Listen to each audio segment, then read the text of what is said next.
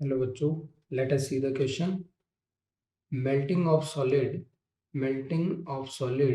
causes no change in internal energy. Melting of solid causes no change in internal energy, and the reason is latent heat is the heat required to melt a unit mass of the solid. Latent heat is the unit unit mass of solid.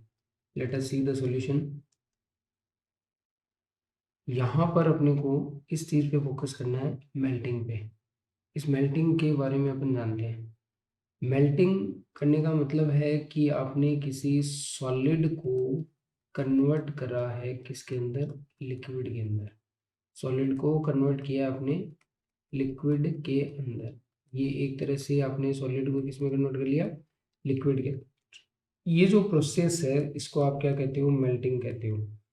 अब इस melting के दौरान जब ये solid से convert हो रहा होता है लिक्विड में, तो यहाँ पर एक फेज ट्रांसफॉर्मेशन एक्ट करता है। या आप ऐसे कह सकते हो कि स्टेट चेंज होने वाली, फेज या स्टेट चेंज हो रही है, ऐसे कह सकते हो आप। फेज ट्रांसफॉर्मेशन आता है यहाँ।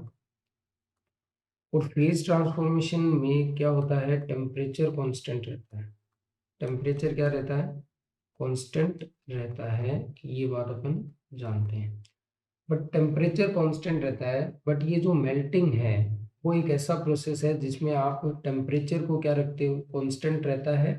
But the internal energy internal energy is increased without change in temperature. तो आप ये कह सकते हो melting is the process melting is the process Melting is the process with increasing of internal energy without change in temperature. ये जो melting वाला process है, आप इसके लिए क्या कहोगे कि ये melting is associated with increasing increasing increasing internal energy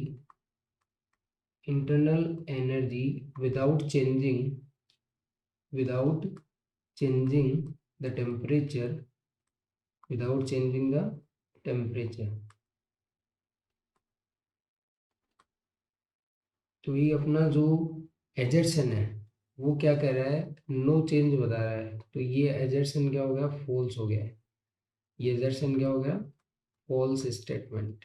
but second reason में क्या कर रहा है, latent heat is the heat required to melt a unit of mass of solid.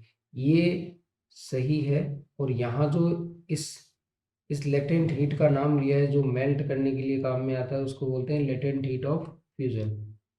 Latent heat of latent heat of fusion latent heat of fusion latent heat of fusion So the assertion is false but the reason is true.